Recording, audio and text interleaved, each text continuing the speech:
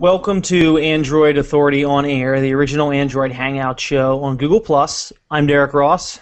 And I'm Scott Anderson. I'm Dan Charlton. I'm Jonathan Franklin. And we are joined this week with Sebastian DeWitt from doubleTwist. Sebastian is the Chief Creative Officer for doubleTwist. He has worked for companies in the past such as Apple, HP, T-Mobile, HTC, Sony, EA. Originally from the Netherlands, he's been featured in numerous Dutch newspapers for international design. He's a frequent speaker at major design events. He's led workshops. He's basically a design badass, it sounds like. So thank you, Sebastian, for joining us to talk with us about doubleTwist and the new Magic Radio service that you guys unveiled about a week ago. Yeah, thanks so much for having me, guys. It's been fun talking to a lot of people online. I dove into the Engadget comments and the Verge comments at some point even, and well, let's say this will be I'm sure this will be a lot more pleasant than that, but it's been really fun to talk with people about. You never ever look at the comments. Yeah, the comments, especially YouTube comments. So you guys watching on YouTube right now, we only want to see good comments, because no comments about my cat. You know, my cat Sebastian, she always jumps up in the chair during the show. You know, I try to keep her out of it, but people love it. So you know, the internet loves cats, right? So you know, we don't mind it. All right, so like I said, you guys been around for a number of years as a music service for Android, and recently you pushed out Magic Radio, and Magic Radio is a music discovery service, a platform that allows you to stream music to your favorite Android device. So, Sebastian, can you tell us a little bit more about Magic Radio? You know, how it differs from what else is out there on the market? You know, like such as Spotify or Pandora, things like that. Sure. So we started Magic Radio initially because we felt like we had a really good spot with a player that used your existing library and tie into iTunes or Windows Media Player with the files you have. But like everybody else, I enjoyed using Spotify or Pandora for all the music I don't have on my disc and I don't want to store. And I kind of don't even get, so we wanted to really get into that game. Sort of seemed like the natural place for us to go. And one of the biggest frustrations I have, my wife uses Pandora all the time.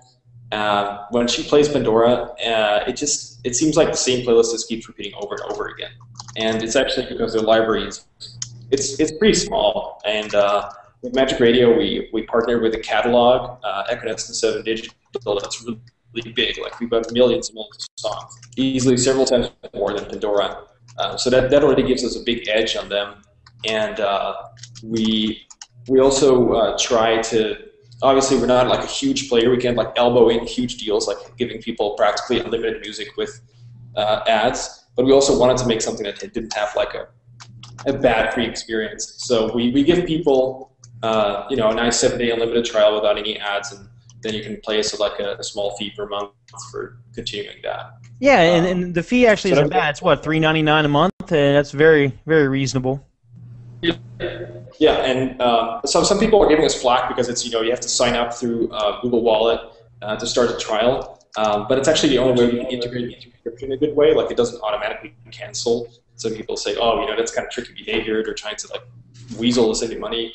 But we want to make it easier to cancel out of it. But right now, Google Wallet subscription APIs are just not easy at all. So regarding that, we're definitely working on that with Google as well. But for now, it gives a really, really solid experience. If you like it, it's perfect. If not, we're working on it.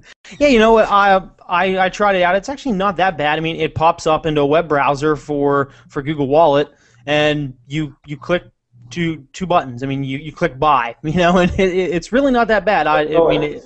It's really not bad. I can't believe you guys are getting complaints about that. I mean, I didn't have any problems at all. That's good. All right, so one of the big things we also really wanted to. Oh, sorry. No. One of the big things we really wanted to improve on Pandora, and Spotify actually as well. One of my major issues with that was simply sort of knowing what you want to listen to. With Pandora itself, usually you really want to pick a certain artist, or you have to sort of start a station with very limited criteria. And with Spotify, you kind of have to build your own playlist. They're doing radio now, which is nicer, but it's still a little bit. Sometimes you just kind of feel like a certain mood, or you want to have a certain, a genre, say. And we really wanted that to be an essential part of like our first part of the product. So as always with software, it's really hard to pick what you put in that first version. But for us, it was the tricky part was getting mood-based stations and genre-based stations right in the first release. So we have that, and I really like that. Yeah. So I picked. I picked a mood station, because I'm not used to seeing, playing music by mood, so I thought that was pretty neat. So I picked the mood epic, because I was like, yeah, why not? It's supposed to be music that's going to pump me up, right? And, I can't remember. Do you guys remember what was that first song that popped up when I was playing that? It was a movie. It was from a movie. It was the theme was that song. Titanic? Well, Titanic was, I think, was one of, but that really wasn't a pump up. But what was the first one? Oh, I don't remember, but it was like a pump up. We're like, yeah, we were getting ready. It was epic music. I liked it. It was pretty cool. I mean, was that most of the development that went into it? Like, there was a lot of thinking behind the scenes of how to accurately describe and portray a mood, and Yeah. So how did you guys come up with the moods for the different kinds of music? And I think we lost him. Uh-oh. Well, see, that's what happens sometimes, with live broadcasts. You just never know what's going to happen, such as your developer, losing connection and freezing. But there he is. All right, he's back. Hey. Muted those bastards. Muted again. You're back, but you're muted right now. Just unmute. Whenever you join a Hangout, it automatically mutes you. Copyright. Uh-oh. Wrong button. Too far to the right. So this is all part of the deal. He'll be back. He'll be back. So anyways, we'll talk about Magic Radio for a second. Here he is. Sorry about that, guys. Hey, that's No fine. Live broadcasts always have hiccups from time to time. You never know what you're going to get, and every once in a while, Google throws us a hiccup as well. And it's always fun whenever I get disconnected, like in the middle of a rant. It always happens. I'm like yelling about something, and boom, like I'm in the middle of like complaining about something or really on a roll and just get disconnected. So yeah, Just like that. Yeah. So I don't know if you caught what I was asking before you got disconnected, but I'm just wondering, did a lot of the thought process go into how to portray a mood through song choice and how to accurately, portray a mood with song? I'm sorry. Could you repeat that? You broke up a little bit. Like portraying the moods. Like, did a lot of work go into that? Yeah, it really did. It's really funny too because it's the most hilarious testing you can have. At some point we had this persistent problem that we had a relaxation-based station. It would not stop like inserting Swedish death metal.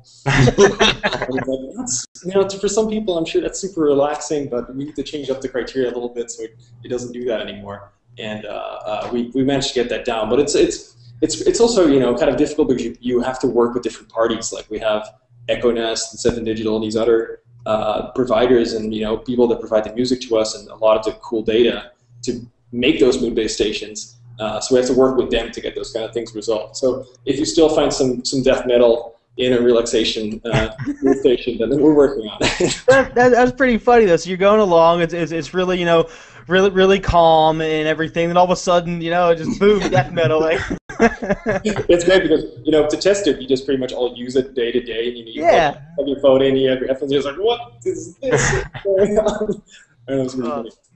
But yeah, you'll have that. As you said, it's you guys' first version. It's only going to get better with time, Definitely, and the more people who use it, the better our data set gets. Well, in this case, there would be Echo Nest data set as well. Okay.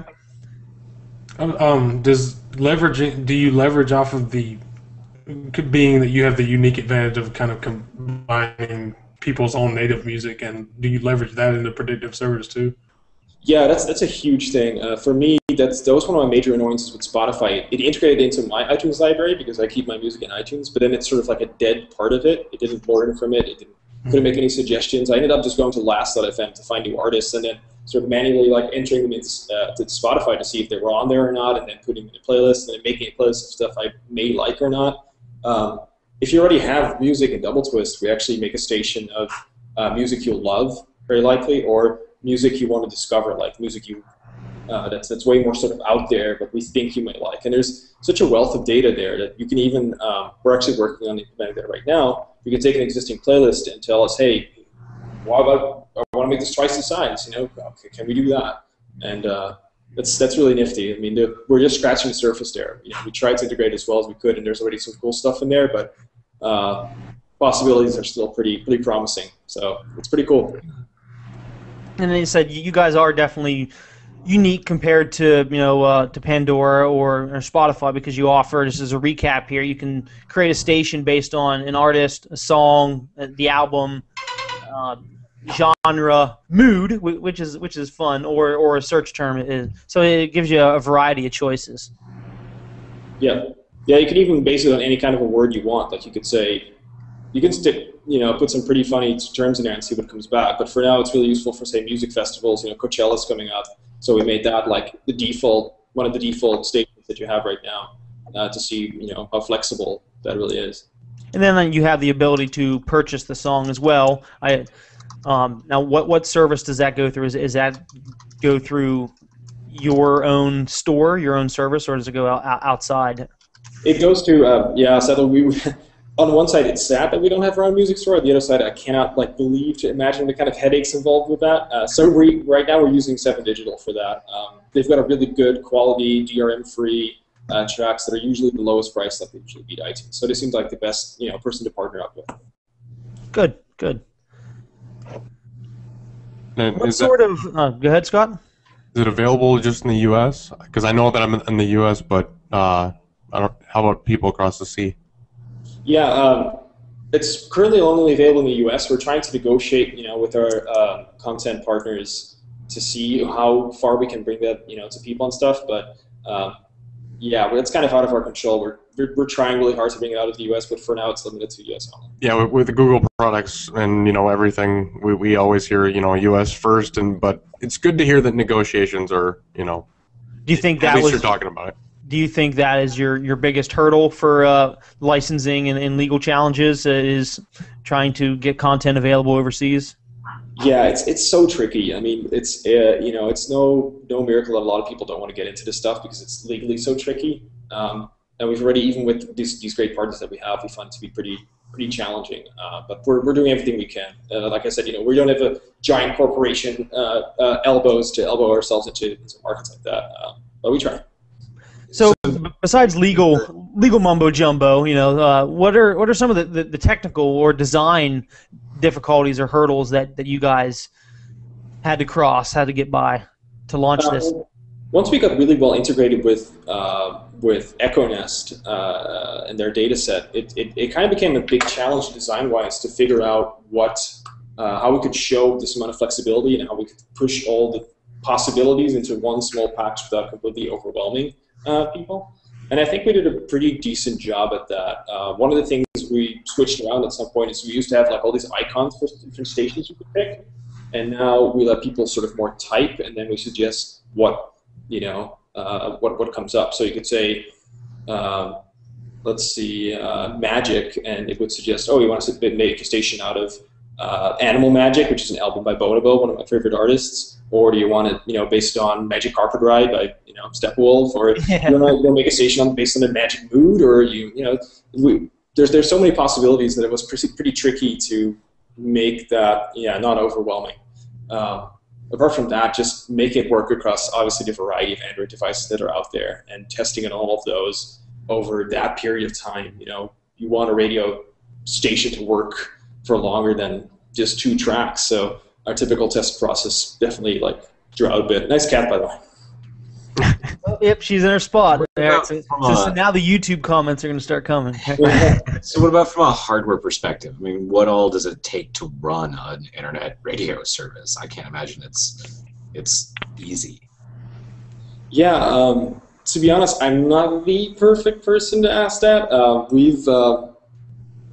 John, our resident hacker and our awesome engineer, is also the CEO of the company. Did a lot to optimize to for as many devices as possible. I sadly can't provide very insightful commentary about what it really takes for a device to be good for streaming. I more meant the back end. Are you guys hosting servers, running all of this, and streaming it down? Are you renting space from an Amazon or a Google type cloud provider, or are you running your own massive data center for this? Fortunately, we don't have to worry about that too much, thanks to our content providers. The only thing we have to do is sort of take the requests and intelligently tell their servers to stream it to our So users. you're more the middleman than the actual provider. Yeah. Nice. All right, so I have a question for you that I think is more up your alley. It's more of a design question. Being an Android show and being the guys that we are, we like hollow apps. We like Android apps that are of the hollow design. I'm sure you're familiar with that. Mm-hmm. Right now, the doubleTwist app is not a hollow app. Is there a reason that you haven't gone that way? Are there plans to hollowify, if that's a word, the app in the future? Where do you see that ever happening? Oh yeah, doubleTwist actually initially was very reluctant to adopt Hollow because we started on the Android platform really young. We were there since version 2, making a solid app in the marketplace when, well, anything. I remember using it back on my Incredible back in 2010. I remember when AirPlay came out, and I was one of the first people. I think I got it when it was in beta and got it for free before it became a purchasable app. Yeah, I used it years ago. I remember those days. That's awesome. And we got pretty close to Google, and not to their discredit, because I realized exactly why they went that way. They kept telling us, hey, you should really try and abide a little bit more by our guidelines. You guys have nice design, but it's not quite following the direction we want to take with the platform. And every time they did that, 6 months later, they would come out with a design that would kind of conflict with their old one because they were still sort of in flux and trying to find the look and feel of their platform. And which made us a little bit, very thankful that we went with this sort of design direction we chose. We made our own visual language, which looked, native. I would say native enough. Like, it looked good and it felt good and didn't feel out of place. It also didn't feel completely in place, but it was, solid and made for a good experience. Now, right now, I feel like Android has really kind of found its visual identity, which is good. We've waited it out a little bit, and you'll be delighted to know that we're actually working on a really, really nice update that visually brings it much more in line with Hollow apps. And I'm not gonna lie, it looks a lot better. It's awesome. Really simple. It's really clean and very nice. And yeah, it just took us, some time to make sure that that's the direction Google was going. But also, since we were just focusing so much on making new products, we're working on a really cool secret new desktop thing at the same time as well. So yeah. Yeah, that's cool because as Android fans, a lot of people are gonna, they're not gonna like Apple. They're like, oh, I don't want to run DoubleTwist because it looks like iTunes. Give us something that looks different. So that's cool. You guys have that coming out of the pipeline. Totally, yeah, I respect that.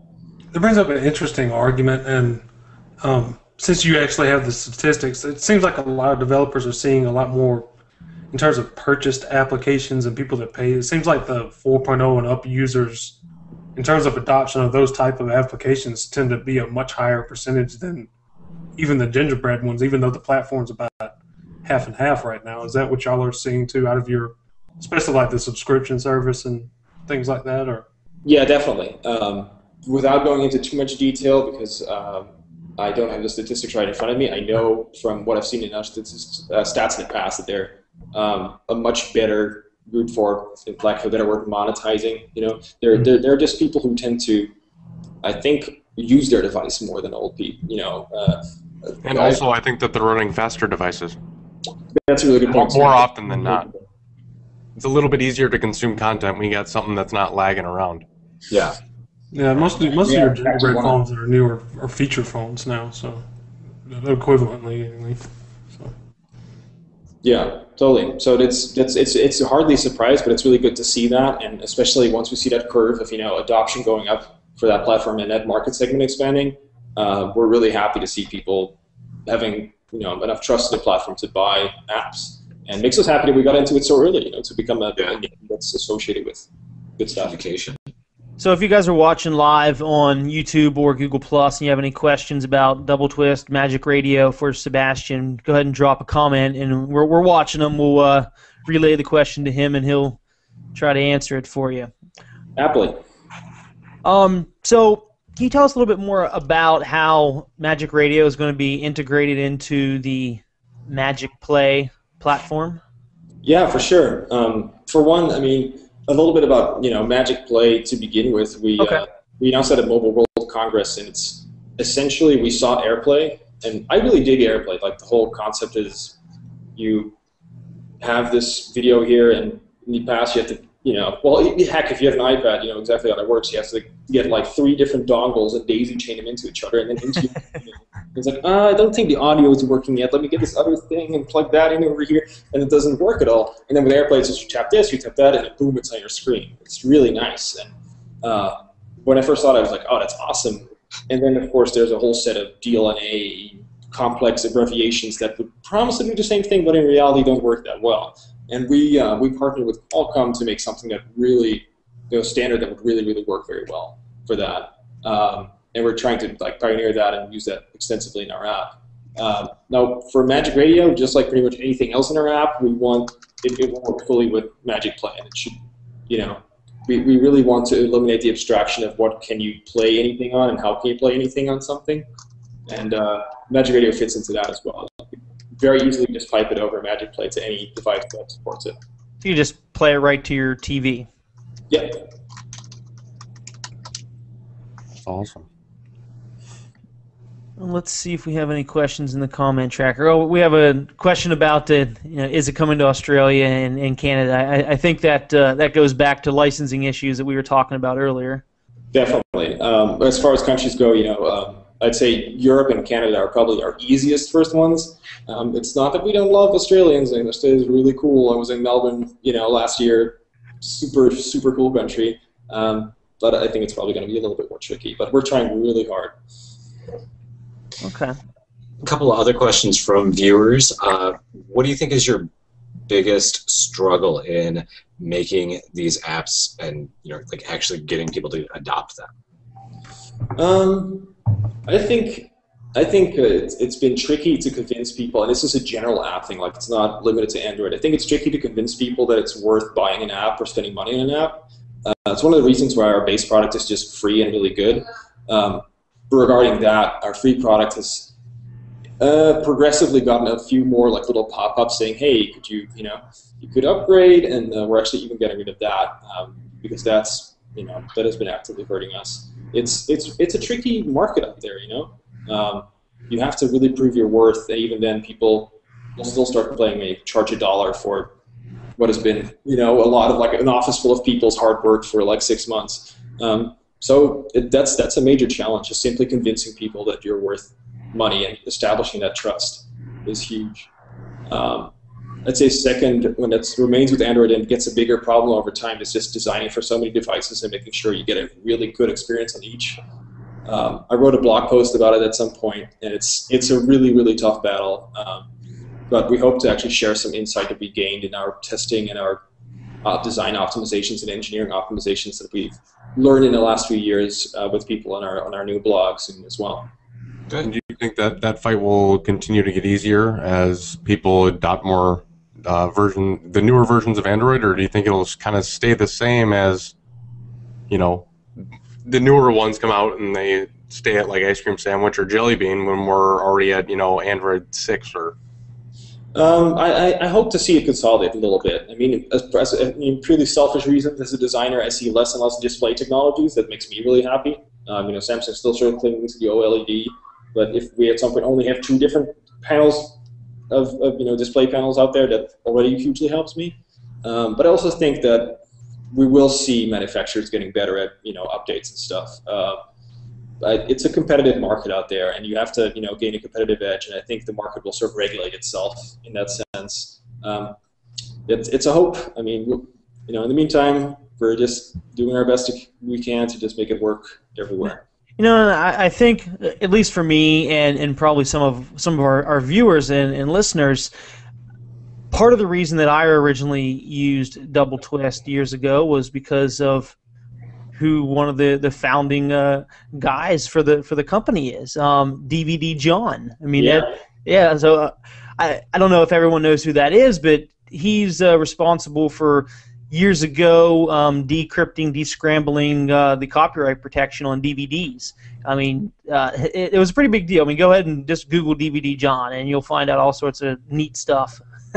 But that was the whole reason that whenever doubleTwist launched back in 2006, I think. Yeah, that's the whole reason I downloaded it and started using it. I was like, huh, this is pretty cool. All right, I know who that guy is, So so for all the tech geeks out there that know who that is, that's a reason right there to give it a try, That's true, and we've always sort of kept that as one of our ideals. We're kind of like the small guy trying to fight the big force. At some point in '08, we put a really big banner on the San Francisco Apple Store we have downtown over here during like their big developer event. It was really amusing to see everybody freak out over that. I'm sure there was very angry phone calls being made by Apple to people that day. Oh, that's hilarious! Yeah, because That was your really app nice. used to the original doubleTwist app used to strip. I think the term was liberate music from the Apple iTunes. Yeah. Yep, that's actually before I was involved too. Oh, that's hilarious. All right. So a couple more questions from our viewers. Is the Magic Play going to be free, included in the subscription price, or is it going to be like an equalizer where it's a couple of bucks in-app purchase? Oh no, Magic Play is completely free. It'll be free for our free products. It'll be free for anything out there, pretty much. We're trying to make, because we love the idea of AirPlay so much, except the fact that it's limited to only Apple devices. We're trying to make something that will really work for everything out there without having to worry about paying any fees to any company or whatsoever. It should just work. Very nice. And another question is, where do you see doubleTwist in 5 years? What do you expect the company to be doing then? How do you think things will have changed since then? Well, perhaps in 5 years we'll finally have a tablet app. Hey, you know what? Whenever you go hollow, you could work that in there. Yeah, no, actually, I'm secretly may or may not be sketching up something, but given the pressure that Google has been giving us on having a tablet app, that's good. You gotta go hollow. Definitely. So yeah, in 5 years, where is the doubleTwist? Having more hollow apps. Having a, we're really we're in Magic Play for the long run. We want to make it. We're considering things like perhaps we can bring it to the web. Again, I can't promise anything because there's lots of technical and licensing and yada yada yada behind it. But I really like the service. I would love to see it in different places. We're working on completely making a new product for the desktop. So for Windows and Mac, there's a really cool new set of apps coming that work really well. And honestly, just really building on our strengths. I mean, we made a little alarm clock app at some point. That was really nice, and it was really cool to see the reception to that because people said there were two types of comments you saw on it. One was, why would I spend money on an alarm app when my phone already does it? And then other people said, well, doubleTwist makes really nice apps, and this one is no exception, and it's definitely worth the buck. And that was really cool, and it made us think, hey, we can definitely in the future make apps that sort of extend naturally from our player, or do one thing, do it right. And I think we'll definitely build on our strengths and try and sort of create more things that make people's lives more fun or easier. Awesome. So, you gotta love those YouTube comments, So apparently they think this is like a cross between Reddit's Ask Me Anything. Because we have questions like, how'd you grow that mustache? And,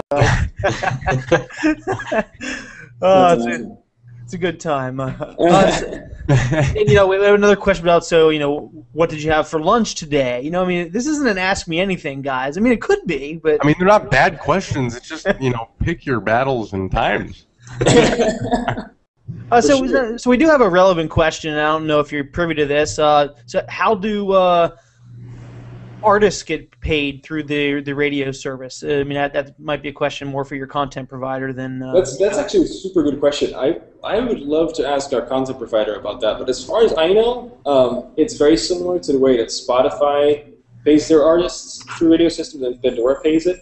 I think they're all connected to an artist interest organization that actually measures usage of artists based on radio and pays them out a certain amount that all these companies pay for this fund. It's a really complicated, weird thing, which is actually one of the reasons why we have to limit the amount of skips you can do in our app, because otherwise we're not technically considered radio anymore. Apparently these are very, very specifically written laws in the U.S. That have been optimized for this, and I'll try and figure that out. Actually, it'd be fun. Perhaps I can do a Reddit AMA on it or something. There you go. See, let us know if you'll do if you're going to do an AMA. Then see, if you do that, then you'll have to answer the questions about what you had for lunch, how'd you grow the mustache, things like that. Well, usually there's something about like duck-sized horses and horse-sized ducks in there as well. So yeah. Reddit. All right. So, any other questions, Dan? I'm not seeing any. I don't see any others in the comments now. Okay. Well, I have a question about the Google Plus kind of the new API that was released, the social plugin. Are you going to integrate that into your app at all? I know that you're getting kind of pushed by Google for Hollow, but I mean, I could see that. I'm currently listening to, and it shares it to Google Plus. Yeah, it's really funny actually, because we introduced the sharing feature at some point, and we really wanted to integrate Google Plus, and we contacted him and was like, "Hey, how do we do this?" And he said, "You can't. We're trying to push your platform here, guys." So we're very cool. Well, you know what? It was 30 minutes anyways, and that's about the halfway point to where we wrap things up with Sebastian. So if he froze again, that's some good timing. Oh, hey, look, he's back. I'm back. Yeah, you froze again for a second. I was just saying that, I don't think we have any other questions. I don't have any, and it looks like the users don't have any other questions. So I think we're going to wrap up, but you're back. Do you have any questions for us? Anything else you'd like to add about anything we didn't cover? Any plugs for anything? I mean, not awfully much. Again, I really appreciate you guys having us. Being doubleTwist. And, maybe you can give us some. Since you used to work for Apple, you can give us some Apple hate. I don't know if you have any of that. Yeah, I mean, it's just, I'll tell you one thing. Whatever kind of radio product Apple comes out with, you'll soon see that, by the time they get in shape for that, we'll have something so much more awesome built out of DoubleTwist that very cool. You'll see people switching to Android 4. And you got to get down when they have their developer conference and hang another banner up and let them know. We'll try. That's great. All right, Sebastian. Well, thank you very much for joining us and talking to us about Magic Radio and DoubleTwist. We greatly appreciate you having you on the show. Thanks. Okay, let's move on to some Android news of the week. Let's talk about what Eric Schmidt said recently. So, for a while now, a bunch of Android fans and Chrome fans have been reading into things, speculating on things that have been released, speculating on some code found, and everything, saying that we think that Chrome and Android were going to marry somehow. And Eric Schmidt said this past week at a big tent in India that the Chrome OS and Android merging rumor is false. It's not going to happen. And he did say that they were going to have more of a commonality, which to me sounds like what we've talked about on the show might happen all along. Either that commonality, is that going to be Chrome OS will be able to run, or just Chrome itself will be able to run Android apps, or Android will be able to run HTML5 apps, through Chrome. One or the other. That's my guess. Chrome will be the window, though. The browser will be the window. And that's, I think that's that commonality, because he didn't say, "Oh no, it's never going to happen." He just said, "Oh yeah, they're not merging," because that's just silly. Or they might pick and choose. Yeah. Certain features. So that's my take on that. You guys have anything to say about that? I might do some cherry picking and just pick some features that work well in a mobile setting, and ones that work well on a laptop setting. Well, we know Chrome's coming, or not Chrome. We know Google Now's coming to Chrome. We know that commonality definitely will happen in the near future. Yeah, so that's a mobile feature that will come to the desktop. I think it'll be interesting on the desktop. I don't know how much it's going to be, giving me location-based information when I'm in the same spot. What about your Chromebook that you carry with you, or your regular notebook running Chrome that you take mobile? It's mobile. It's not always sitting in the same spot. No, agreed. I agree with. I think people get their hopes up a little bit too much about what they're going to see converge, and they don't really get what Chrome OS is about. But if you merge in Android and the Dalvik VM on top of Chrome OS and merge in all the conventions that come along with Android, all you did was turn Chrome OS into Android, and you negate all the advantages like having a really low resource, really secure operating system for web technology. So if anything, I would see it being the other way around, where maybe Chrome OS brings the web to Android, but not. That's the only way they can really deploy everywhere, including Windows and Mac and Linux at the same time. And that way might make more sense, since Android is leaps and bounds more popular than Chrome OS is. Yeah, only a little bit. All right, so let's talk about Google Keep real quick. I haven't heard of this Google Keep. You haven't heard of Google Keep? It just blew up the interwebs this week. From whenever it appeared for 10 minutes and then disappeared, and then 2 days later was released, and the web was all the rage talking about Google Keep. And if you've been in a cave or you're not a Google fan, Google Keep is Google's note-taking app. You can access it at drive.google.com/keep, or you can download the Android app and use it. And I think it's awesome for somebody that wants to keep all their data on one ecosystem, with Google. You don't have to now use a third-party app such as Evernote or SpringPad. You can use it.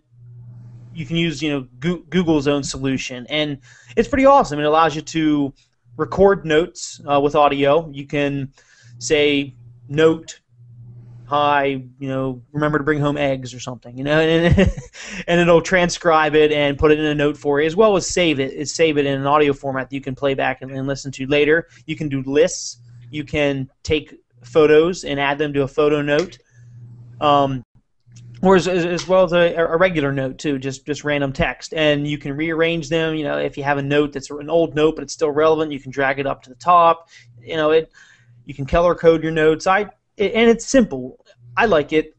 I used to take notes with Google Docs. I just never really liked Evernote, and taking notes with Google Docs sucked, because now I have 400 different note docs that every once in a while I go back in and try to consolidate them into one note doc.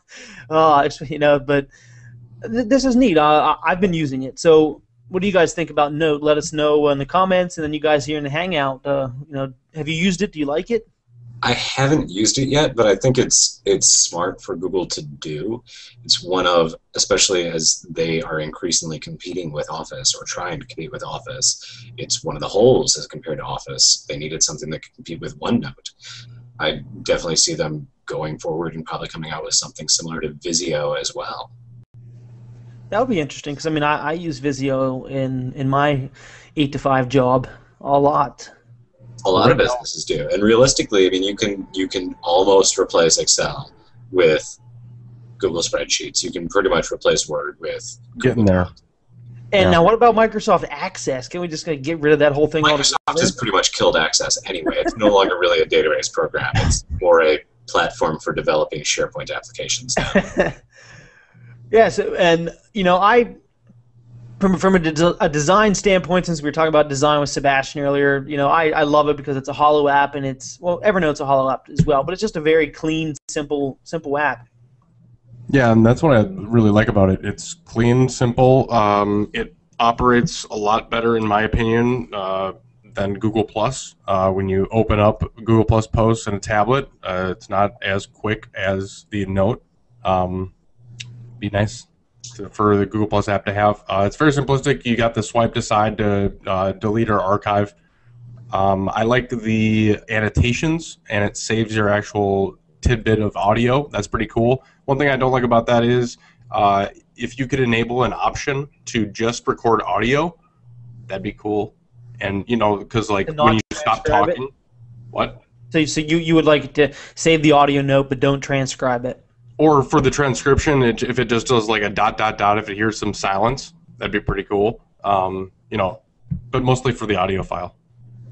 I'd like to be able to NFC share notes with somebody. You know, let's say you're out and about and you took notes on something. I don't know, maybe you're in class. I don't know, or whatever, and you used it to jot down a few notes, and then afterwards you wanted to share it to your buddy.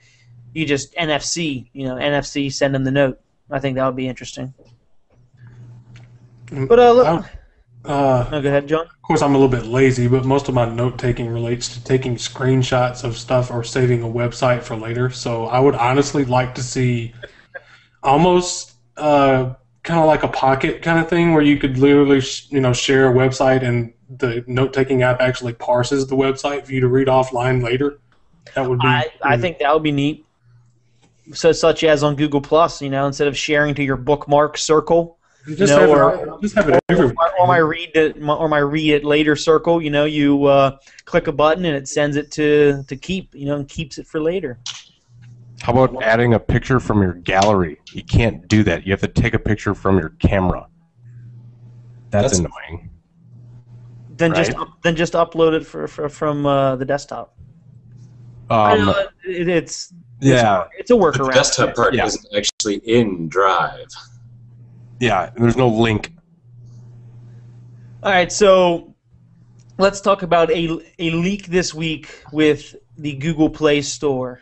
Droid Life got a hold of an APK this week that featured a completely revamped UI. It's a little bit unfinished. Some things still need to be ironed out, but it's completely different. It's even more hollow than the current Play Store. It's very simple, very minimalistic, and the colors and the categories all match the Play web store, the actual website, and pictures are much better and higher quality. The images are better. It's just a very, very much needed and gorgeous redesign. Sebastian, have you seen it? No, I can't say that I have. I'm going to give you a link, and while Derek keeps talking about it, because I'm curious to see what a developer standpoint thinks of, the Play Store, because it's where people, go to get their content and get your app. Well, the fact that it looks more like the actual web store, it's a seamless, integration, or no matter where you're at, if you're on the web app or you're on the Android app. It looks similar, and that's nice. That way people don't get confused. But one thing that's funny is I saw people saying that it reminds them of the old school, like I don't know, ICS days Play Store. Like back in like Gingerbread. They say it reminds them of that. It does a little bit. Really? Like how so? How do you think that it reminds? I mean, I just don't see it. It does bring up. It does bring some of the good things about the old one, where like if you go to install an app, it doesn't take you to this new, thank you for downloading this other person's app, which is kind of useless to the developer and to Google. But it promotes a lot of things just eliminate redundancy. It promotes more shopping. I mean, that's why they do that. Yeah. But I like the cards though. Yeah, it's very Google Now-esque. And that makes me think. All right, so we got Google Now, which is, getting, it's improving. It's becoming, a very contextual platform on its own. We have Glass, which has Google Now type cards, and now we have a newly redesigned Google Plus, which they're cards. They look like cards on your profile. Keep is that way. The iOS Google Maps app is that way. Yeah, so these things are moving into a hollow card type design. So if Google Play is designed that way, the leaked version, I'm wondering, what we're going to see with Android come I/O. Are we going to see a new change in the design here? Kind of like like Sebastian said, they get comfortable with something, then 6 months, a year later, they change it already. That would be my luck. doubleTwist pushes out this beautiful hollow app, and then Google releases the next version of Android. It's like, okay, now this is how we're designing stuff now. No gradients. The YOLO design guidelines. But it's still a hollow app. It just has there's more cardiness to it. If I could say anything, I think that what I really love about Google now, like the first time I saw it, I was like, wow, this is beautiful, this is gorgeous. What I really like about it is it's less intimidating because it just doesn't look as dark and like as I don't know, foreboding, graphic. I guess it looks a bit more human. Yeah, it's very very simple design. Like I really like it. Friendly. It kind of brings things into digestible chunks instead of huge things that have to go through. So the whites and the grays, they're just nice. Yeah. And the swiping action, that just makes it amazing for everything because it's very playful. Oh, we'll talk about another app update, then we'll start talking about apps because apps are always boring to continue to talk about for long periods of time. So Google Currents now has the ability to play podcasts, which is awesome. I mean, that functionality kind of existed before, but it was nowhere near what it is now. You can play apps. It pops up in the notification, to pause it and fast forward it and so forth. So it's now a podcast app. So those of you that were looking for a Google Podcast app and you used to use Listen, which was just horrible. You can now use Currents for podcasts. We don't have it in there yet. I told our designer yesterday to get that in there, and so probably later tonight or maybe even tomorrow morning we'll have our podcast being able to be played through Currents as well. Maybe you'll be listening to this right now through Currents. Hello from Currents. All right, so let's talk about some Apple rumors, Dan. So Apple is rumored to be pushing a new flat design for iOS moving forward, getting rid of their skeuomorphism, the make everything look like wood and leather and ugly design philosophy, and moving towards a much cleaner, simpler, matte colors, straight lines, what some people might call tiles or cards or Windows or Android. So look for Apple fanboys to, in the very near future, be telling us all that Apple invented this design trend rather than just followed along on it. Oh, they don't do that. No, never. In some hardware news, NVIDIA went out to brag about the next 2 generations of the Tegra chip line. The chips codenamed Logan and Parker, so that'd be the Tegra 5 and 6. They're bragging a lot that I don't really believe at all, because they like to brag and never actually can meet any of the things they brag about. So they're telling us now that the Logan chip, the Tegra 5, will be available in early 2014. That's roughly the same time that the Tegra 4i will become available, the same one that they promised in less than a year, over a year ago. Well, you remember early 2014 is literally a year from now. Yes. But yes. Tegra 4 is not Tegra even 4i they promised at CES last year, not a couple of months ago at CES, in 2012 in January. They said later this year we will be putting out the Icera 500 modem. Yeah, that's not going to hit the shelves until early 2014. So I don't really buy their promises of Tegra 5 in 2014 because they haven't shown that they can meet any other timelines. I don't believe they're going to do it this time. When that chip does come out, though, they're saying it's going to be based on their new Kelper GPU architecture, so it should be pretty powerful. It's going to have CUDA compatibility. GPU is going to have OpenGL 4.3 compatibility out of the box. And then the Parker chip, which will be the Tegra 6, is going to be on the even newer Maxwell platform. So, and it's also going to be 64-bit ARM, so that'll be a 57 or 54 chips. So it should be a pretty advanced chip, but don't hope for it to come out for another 2 to 5 years. Well, that's cool to look forward to, because in 2 to 5 years, I mean, Qualcomm will probably have like the God mode out or something. I mean, Qualcomm will be rocking some 8-core. Like the RF360 that they're launching later this year, that's going to make the i500 look like a worthless piece of crap.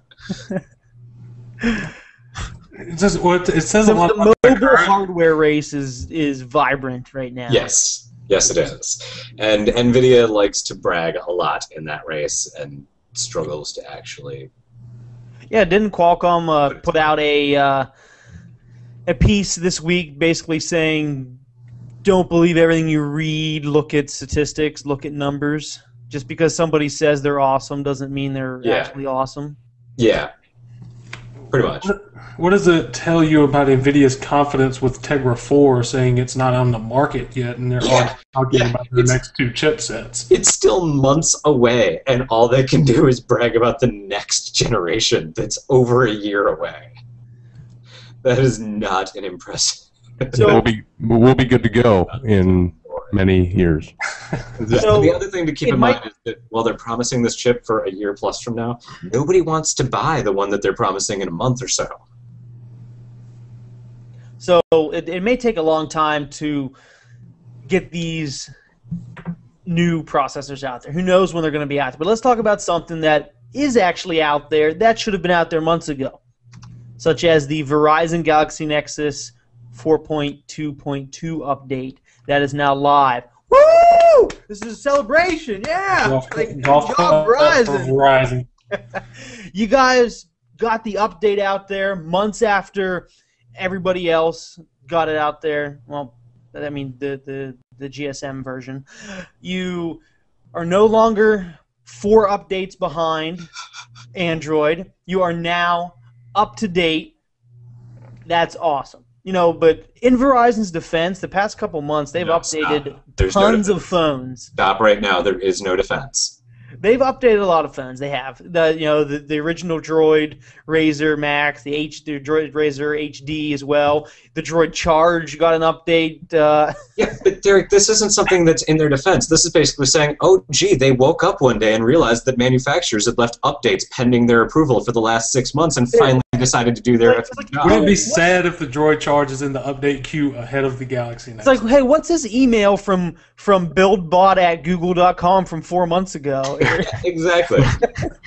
The fact that they're doing them all in this mass like this just makes it look that they sat on them because, I don't know, they couldn't get it together or fell asleep or forgot that was part of their job. And those of you that downloaded the leaked version of Android 4.2.2 for the Verizon Galaxy Nexus a couple days ago or a couple weeks ago, you don't have to do anything. It's nothing new. It's not a new leak, or it's not a new build of Android. So if you're already on that, you're good to go. You don't have to worry about. The point that it's been there for at least 2 weeks. Well, it's been there for a lot longer than that. Yeah. Yes. So you're good to go. You now have Android 4.2.2, so you can do awesome things like dash clock. Check it out and put them on your lock screen and see the awesomeness that is dash clock. I love it. My Droid DNA can't do that, but my Nexus 7 can. I hate the Droid DNA. You know what? I say it every week, so I'm going to say it again. The Droid DNA is an awesome piece of hardware. I just don't like Sense. HTC made a very good quality phone. This is a good quality phone. They always do make good quality phones, and then they ruin them with their software. It's a very good phone, and a lot of people love it. I just like stock Android. And I know, I bought a phone hoping it would get stock Android, and that's my fault. Hate me, I'm bad. So let's talk about some more Android updates. So John and I were talking about the Droid Charge got an update this week, and it's kind of a head scratcher. I mean, Yes, it is. I don't really understand. So they didn't get Jelly Bean. They didn't get Ice Cream Sandwich. But you'll be happy to know that you got a back-ported ICS feature into your Gingerbread release. You now have a face unlock and photo editor. Congrats. So instead of getting a platform update, you just got, an additional feature. Yeah, you didn't get no butter, no render script or anything like that, but you can face unlock now. You didn't get no butter. Verizon is trolling you officially now. Or Samsung, or both. The Droid Charge, that's just That's a phone that had so many issues. As much as people used to flame the Thunderbolt, I can see why they didn't update it because they're like, if they've got something that's halfway working, they probably just said, no, just leave it alone. yeah, just don't touch it. like Yeah, seriously, don't even touch it with like a 10-foot Don't pole. blow on it. Don't touch it. Don't even look at it cross-eyed. Yeah. so. Jelly Bean is now being pushed out for the Droid 4, which is great because a lot of people, like a buddy of mine, Chris Jenkins here on Google Plus, he was so excited when that phone came out because he has real big man hands, I guess, and he needs a keyboard. He can't pull-out keyboard, a physical keyboard. He can't do soft keys. So he for the longest time, he's like, I want LTE, I want dual core, and I want a keyboard. And when that phone came out, he was extremely excited. So those of you that fit that criteria, you now have some butter. How'd you say that, Scott? But You ain't got no butter. Oh, but actually now they do. Not remix that. before you go on, Derek, touching back on the NVIDIA stuff for a minute, one of our YouTube viewers asked if anybody's announced any phones using the Tegra 4. So far, the only manufacturer to announce that they're making phones with that chip is ZTE. Out of China. Out of China, yes. A value manufacturer out of China. Which basically means growing. here in the U.S. you won't see It's that. not going to be here, Yeah. though. Yeah. Yeah, that's pretty much what that means. And, I mean, it's Currently. not going to have LTE compatibility of any form whatsoever, so it's not going to be distributed in any phone sold in the United States. In any Currently. Now, currently. Now, whenever I spoke with ZTE at CES, they gave us the same as Huawei. They said, hey, we're trying to work with U.S. carriers. We're feeling we're getting pushback. We'd love to release a phone in the U.S. Yada yada yada. So they're trying to do it. Not with the Tegra 4, though. Yeah. Talking about the manufacturers as a whole. Yeah, oh no, I know they're trying to break into the U.S., but they aren't going to be able to do it with a phone with the Tegra 4 because the American carriers aren't going to sell the phone if it doesn't have LTE. So, those of you that are rocking the Droid 4, you'll be happy to know that it looks the same as the Razer and Razer Max Jelly Bean update, which is good because the Jelly Bean update removes all that crap that you don't need, such as bloatware and Motorola apps that aren't needed when Google apps exist to do the same functionality. So, Dan, my resident hardware guy and my resident carrier news guru. Do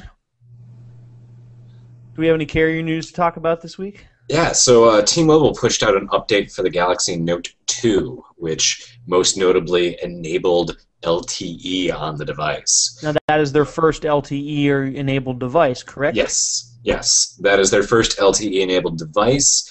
They're still saying that LTE is not available, but will be coming soon. They are having a press conference on, I think it's the 26th, maybe the 28th, when they're also going to start selling the BlackBerry Z or Z10, which they have said will be an LTE-enabled device on their network. So the Note 2 and the BlackBerry Z10 are the first two LTE-enabled devices on T-Mobile, and presumably they will be flipping that network on the 26th or soon thereafter. So hopefully we'll be seeing LTE coming from T-Mobile very, very quickly. They're still promising to cover 100 million people by mid-year, so expect to see them lighting up tons of markets over the next 3 months.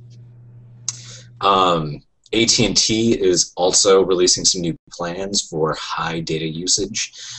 Don't get too excited, though, because if you want 30 gigabytes of data for your family plan, it's going to cost you $300 a month, plus $30 per phone on the share plan.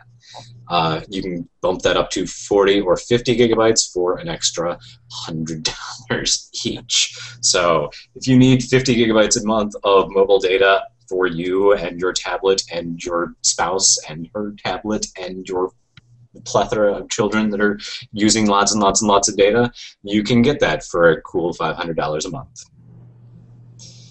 Now, we have some Verizon news that isn't on the show doc that came out that I think we need to talk about. There's actually two tidbits of Verizon information. Tidbit number one is Verizon came out with a messaging app for tablets and for the desktop. Why? So Well, according to the video, when my girlfriends are out shopping for wedding dresses and I can't make it, I can still text them from my tablet or my desktop. Which Oh, you know, wait, it was I just remembered that not everybody uses Google Voice. yeah. Well, yeah, exactly. Not everybody uses Google Voice. If you did use Google Voice, you could do that. But if you don't use Google Voice because you're on Verizon, and it's well, we don't need to get into that. But You can use Google Voice on Verizon. I know you can. But I'm saying that they make it harder to port your number and everything, and to use the Google Voice voicemail. It's not integrated. It's really not that hard. I know. Not at all. I did it really easily.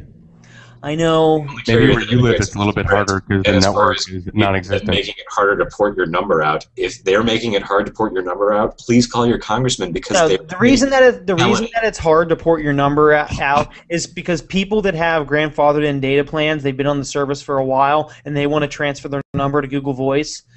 Oh, what you're complaining about is they're making it hard for people to want to port their numbers out, not that they make it actually difficult to do. Yeah, no, it's very simple to do. You can do it in a few seconds, but when you do that, it cancels your account and creates a new account for the new number. Doing so, you lose your grandfathered in data plan, which many people don't want to do. So it's hard to come to terms with. How about Oh, bye-bye.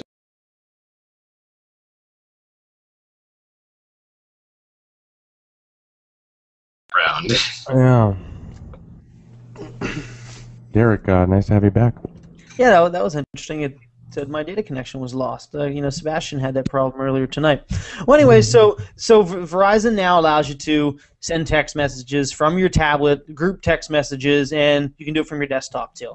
You have to do that. You install the app or go to My Verizon's web portal. I have not tried it yet. Also, for the record, you've been able to send text messages from your desktop with just about every carrier via their website for quite some time. Yeah, and you've been able to do that with Verizon as well, but reading them, you weren't able to do that. Yeah. The other tidbit of Verizon news, just on a personal note here, and it's a personal triumph. I now have LTE where I live, officially. Hooray for Derek. Wow, you were out of the Stone Age. I know. Before, the LTE was only partially covering my town because it was a tower from a mountain that was getting a larger area, so it was like kind of shaky. I mean, I had it at my house, but basically if I left my house and went actually into town, I didn't have LTE. But now the towers in my town have actually been upgraded. They've gotten taller. They've gotten their big boy pants on, and I now have LTE all over my little town of 11,000 people. So I'd let you know, Verizon, you're doing stuff good. Keep it up. Keep amazing. LTE. Keep giving us LTE. I guess that's it. So Scott, do that wrap up thing. Let it roll. Butter. You ain't got no butter. You know what I'm gonna call? The show's gonna be called Live with Double Twist, and you don't have no butter. You ain't got no. You ain't got no butter. Okay. So if you guys are watching us on YouTube, you guys can listen to us on Stitcher Radio, iTunes, Miro, RSS feed, and soon to be Google Currents. And also SoundCloud, which just had a Android and iOS update, which is kind of cool. It's a little bit better. You can find us on AndroidAuthority.com and go to the bottom right section called On Air. We do a post after every episode, just kind of wrapping up what we talked about. I also want to say thank you to Sebastian DeWitt and doubleTwist for coming on tonight. Really appreciate it, and really excited to see where doubleTwist goes. Maybe it hollows all the things pretty soon. But I'm excited to see what they come out with, and yeah. You guys got anything else to add? You ain't got no butter. You ain't got no butter. Peace. All right, guys, have a good night.